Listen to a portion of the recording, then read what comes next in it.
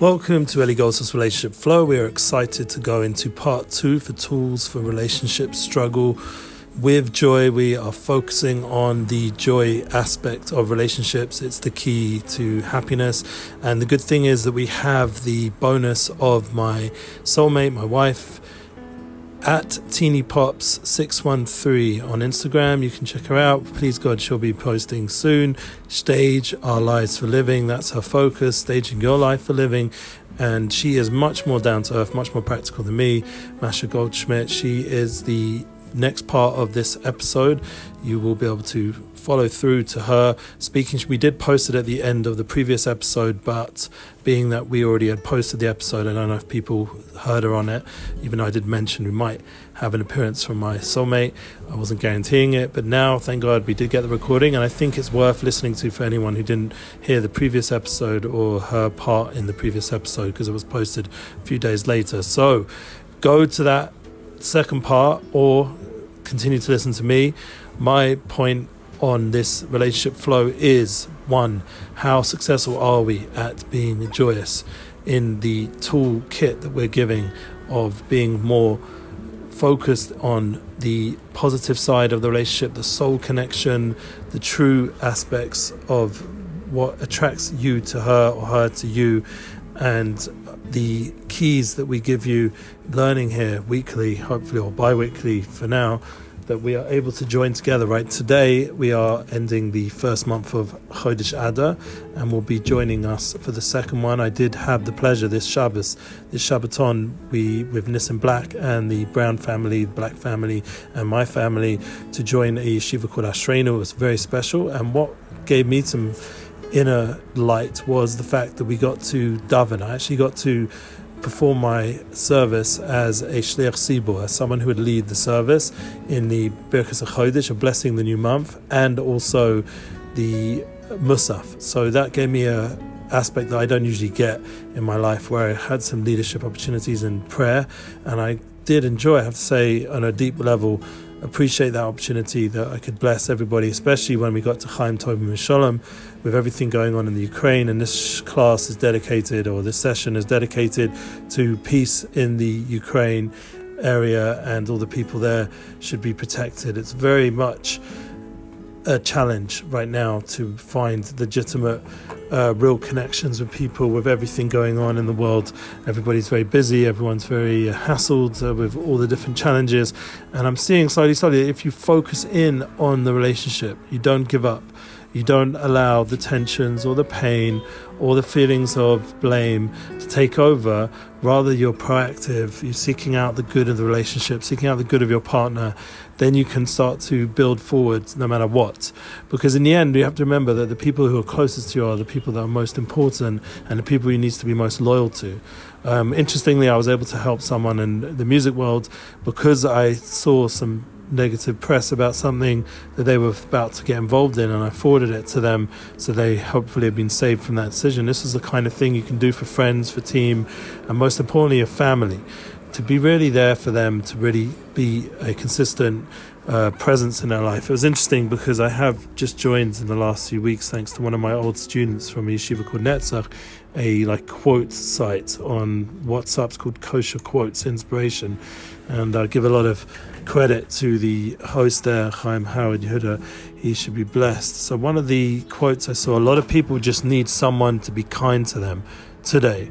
That is the kind of energy. That's all they really need, is just someone to be kind, especially your soulmate, especially the people close in your life. Just need a bit of kindness, a bit of love. I just got a birthday present, being that I'm going to be 42 in my English calendar, beginning tomorrow. 42 years old is a big, position in life. And actually it's the 4th of March, so yes, it would be Friday actually. So today is only the 2nd, so Friday I'll be 42 on the general calendar, and share it with my uncle. He's also 42, Harvey, the big music guy back in the day, and he's still around, I think, doing some stuff with Hans Zimmer and other famous people. The opportunity to share a birthday with someone like that, and definitely sums up a lot where I grew up, the music world, the entertainment world, and now we're trying to bring a spiritual and purposeful focus. I would like to get a lot more representation of positive relationship role models into the world of media. I have seen that it's not enough. One of the pleasures of being a Shabbaton with Nissim Black and his family, and Yosef Brown and their family, and hopefully our family are somewhat going in that way, that we are role models, or at least trying, and definitely Nissim and Yosef are being role models of being a father and being someone, especially Nissim, who's a public person, and yet his family are with him and in love with him. There's a lot of warmth and love and focus on the family, and I know being involved with his life in terms of bookings and management, that there's definitely a family first focus, and that family first focus can lead to true joy. So that when you're thinking about how can you build a career in the music world, and I do apologize, I'm in my office, so there's always potential for someone to phone through. Funny enough, my daughter's actually in the office these days, so hopefully she just got that call and saved me from being interrupted. It's funny how life works. But so I once again remind you, my wife will be joining you here on the podcast, and I recommend you staying tuned for that. And just remind you that the tool for today will be that family focus is the key, the people who are closest to you, to be dedicated, to be loyal, and that will give a lot of joy, a lot of fulfillment in your relationships in a real way. And now let's get tuned in to my wife, Teeny Pops 613, aka Masha Goldshmit, and hear from her much more practical, real ways to go forward. Thanks for tuning in, and show your relationship flow.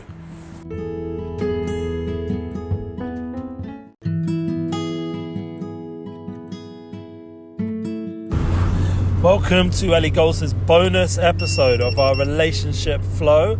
We are about to overtake a car on the streets between Beitar and Jerusalem. It's so exciting. Yes, Teeny Pops 613, aka Martine Sauber, Masha Goldshmit. Happy birthday, 42nd. Wow, how do you feel?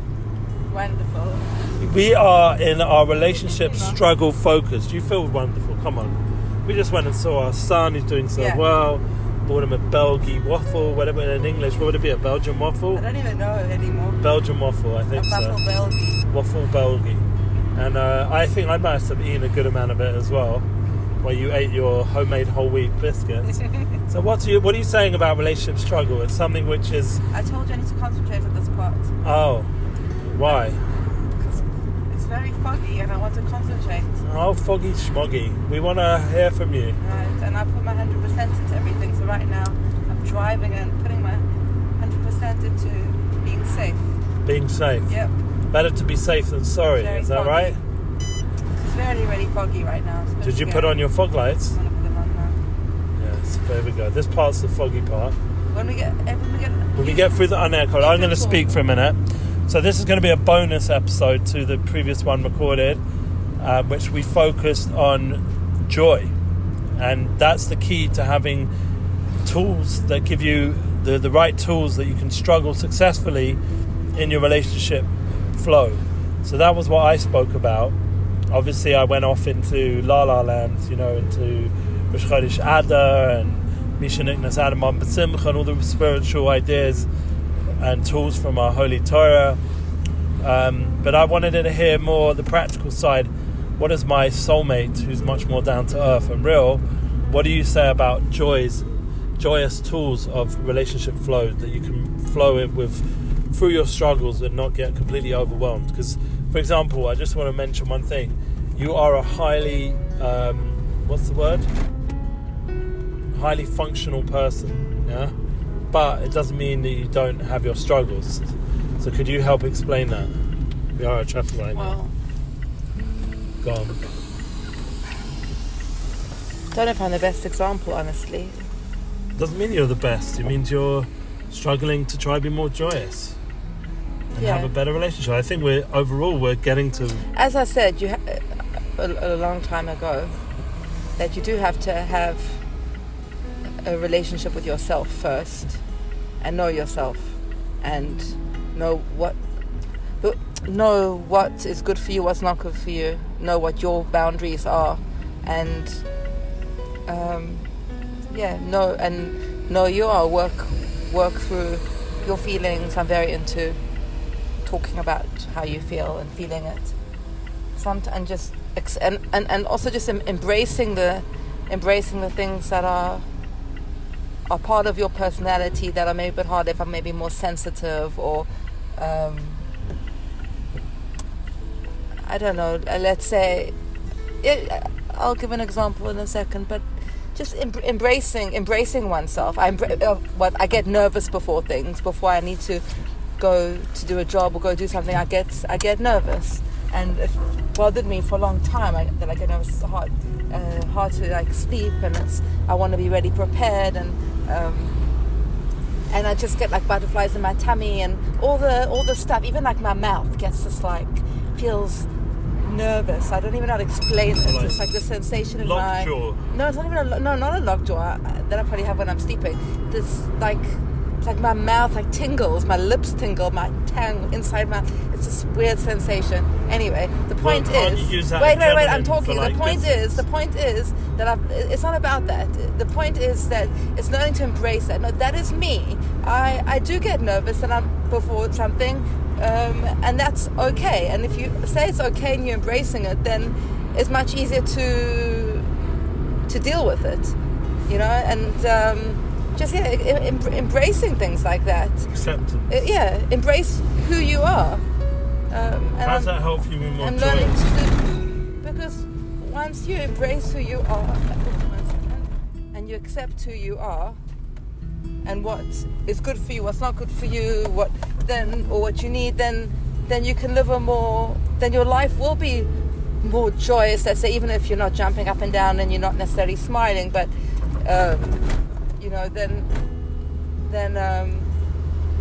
but you feel okay. But it doesn't. It's hard for me to talk about. What do you mean joyous? It's like it's just like a word that it's just easy to say the word joyous. I don't even know. Like, what brings you happiness? I don't know. Like, what helps you be happy in a relationship? I think what's very important is mutual relaxed choices, like we're chilling together, like times with the kids which are productive and positive. What makes you joyous? I don't know. Do you make yourself joyous? Well, I've learned to accept that no one's can make me joyous. Really. I don't know. I was listening to opera the other day, and she was saying the same thing, that a lot of our joy in relationships has to come from first the individual. What makes me not joyous in our relationship is when I don't feel like you make me feel joyous, which isn't meaning like I'm wanting something. Meaning, we have our times that we enjoy each other's company, and we have our chill time and all the different. We do enjoy each other's company and stuff.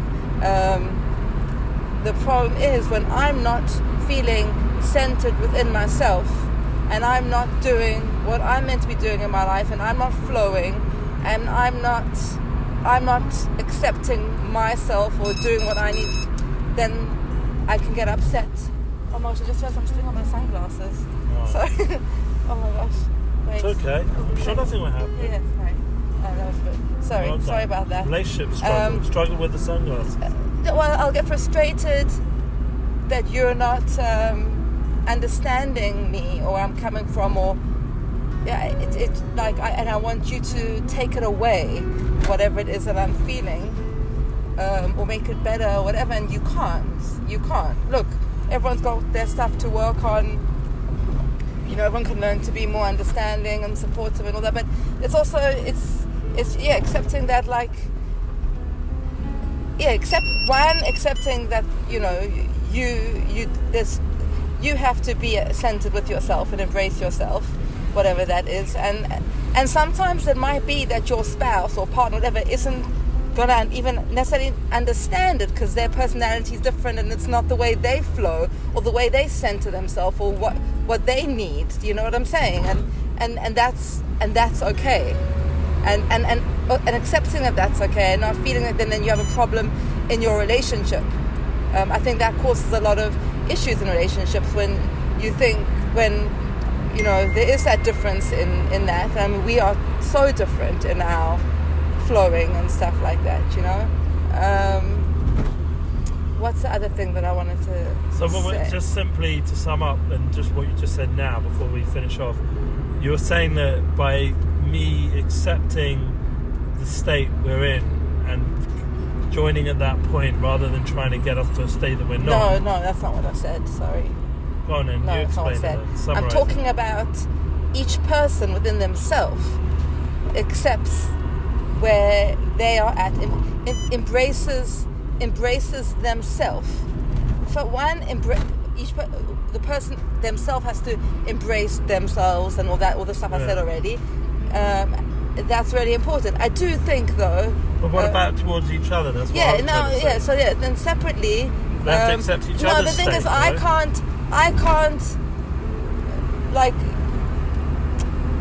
I can't make you. I can tell you what would work for me, what I'd like, you know, in terms of certain emotional support or understanding and all that kind of stuff. But if you're not going to at the end of the day, you might not do it, or you might not be able to do it because you've got your limitations as a person, or your personality traits, and obviously you work on yourself, and you try to be more sensitive or understanding or emotionally supportive, all that kind of stuff. But at the end of the day, like, sometimes you have your personality, your limitations, your stuff that you're going through, and like, so sometimes, a lot of the time, you're not going to be able to do that for me, and that's what's going to be our relationships that are coming to an end. Do you know what I mean? So it's like, I don't know what to say. It's something that I've had to, like, in our relationship, I've really had to learn and accept, because So we're still a working process. We really are working on it, because I am, like, But we know, because we're soulmates, and we know because we have improved, that there is hope. It's not that we just, even though sometimes you feel like there isn't. Well, that's in my, like, we just know that, look, we know we're soulmates, so, and it's hard, and it's hard work to work ourselves out and then work each other out, and then often, obviously, with all the different dynamics of children and all the stuff they're going through, the stuff going on in the world, and so often all becomes just one big, like, spaghetti. I don't know, what's the word? A combobulation. Chilling. You know what I mean? So then it's like, okay, step out of yourself. Let's compartmentalize. Like, okay, so, because at the end of the day, when me and you are actually by ourselves together, when it's just me and you, without all the stuff, we're okay. But then in life, there's times there's so much stuff gets thrown to us all at one time, and so then it's hard to see the clear picture. That's why I'm saying is we have to do for us. We have to figure it. We have to do for ourselves. Obviously, there could be chas v'shalom, like, people in abusive situations, like emotionally abusive or physically or mentally, all that kind of stuff. That's I'm not talking about. I'm just talking about difference between, like, men, women, personality traits, different baggage that we bring into our relationship from our upbringing, or different stuff or experiences, traumas of journey, all that kind of stuff. I'm not talking about, like, situations where toxic situations where one needs to remove themselves from. But what I'm saying is that I really think the main thing is we have to figure out for ourselves what we can do for ourselves, what we need to do for ourselves, what's good for us. Once we've done, because at the end of the day, people aren't always going to be there or be around or whatever, and then it's just you with yourself and Hashem, you know what I mean? So you have to so I think know yourself, embrace yourself, do things that are healthy, and that does lead to a more joyous lifestyle. Right, exactly. Because then if you're a full person, then you have what to give. Like, for me, I haven't been doing that for a Well, while. so giving for you is a big for me, part of joy. It's been a hard. Expressing yourself. It's been a hard year. Comes together I with have joy. kind of neglected stuff that's important for me. So don't feel like a fool. I don't feel full right now. I'm not overflowing. I'm not full. So so even though for me it's very important, I'm a naturally nurturing person. So I'm going to still do certain things that it's like a basic that I'm gonna do for my husband and my kids, because for me that's like it has to, that's really important for me, and that makes me feel good. But at the same time, even while I'm doing it at the moment, I'm feeling like I'm dragging myself doing whatever I'm doing, because I haven't been feeding myself what I need emotionally, spiritually, physically, whatever it is. I need to make sure that I'm getting what I need, like my whole stage of life for living, where I believe that sometimes you're not going to be in the mood for stuff, or life's hard, or there's always going to be excuses. So I really believe in, which I haven't been practicing for a while, and I see it's already affecting me. Sometimes you got to like stage the scene, set the props, and the rest will come. I remember, like last year for my birthday. Yes, it was my English birthday. There's still time for my Hebrew birthday that I can still do it. But I was looking at pictures, and last year I put up balloons for myself, and I made myself a cake, and I was like, I'm going to make myself a party. If anyone, anyone can join me. Ellie can join me, my kids can join me. I'll put up music, flashy lights, make it fun inside my house. But I'm doing it for me, because I'm going to do that for myself. I'm not going to wait for anyone to do it for me, and I'm not going to wait for someone to make me feel good. I'm going to do it, and then it gives like it's. I set the scene, I stage the scene, set the props, and then everything flowed after that. It made a positive energy that attracted everyone to want to come and be in that space. And it doesn't have to be a big thing. It could be little things where you just make yourself a nice cup of coffee and you sit outside and look at the trees and the sky and breathe in the fresh air, and you take yourself in your imagination to a place. For me it would be the sea. You take. I think I'm speaking too long, but you know what I mean. Like that's my big thing, and I haven't done that, but that's my kind of. You're going to get back thing. to it, yeah. That's my thing. It's a tool that works. That's a tool that I really truly believe works to bring joy into your life, and then it attracts other people and positivity into your life. It's the law of attraction definitely is real, and you feel good, and you have an ability, but like you'll be able to post again, because that's what you were doing it together with posting Stage Your Life for Living, so you can inspire other people also, and it's something that what was the main thing about it's because we can't wait until we're in the mood or things are set up. Like I said, look at all these people who post on Pinterest and Instagram and all the different platforms, and everything looks so perfect, and their houses look beautiful and everything, and I'm like, I can't do anything because enough of that. Wait, saying so it's like it all looks too like I don't have that. But no, you don't have to wait until you have the perfect home and the perfect setup and the perfect clothes. And no, you can, with exactly what you have right now, you create real content. Like that's authentic. It's not like I don't necessarily go buy new clothes all the time. Like people need much more of the process than the whole end result. As I said, even like say clothing, you see people like all the time buying. You go look inside your cupboard and see what you can put together. Yeah, so I'm very excited to see you do that again. Like this new year, this your birthday coming up. Like to start fresh with that kind of Stage Your Life for Living. I personally get inspired by when you're doing that. And sorry, it's the mobile eye. But I also accept that you've got to get there in your own time. I can't force you. No one can force you. It's not like you're being paid for it. I was very busy with dealing with situations that needs to be dealt with, families, and I needed to be also learning Makin David Adam. Yeah, you've done a lot. Focusing on my mother, which I finished. I've done shifts and I'm loving it. Baruch Hashem. So I think it's an exciting new year coming up for you, and we're very excited. And as much as I wanted this to be a bonus episode, I think I'm actually going to make this its own episode next week. I'll put it up, and I just want to thank everyone.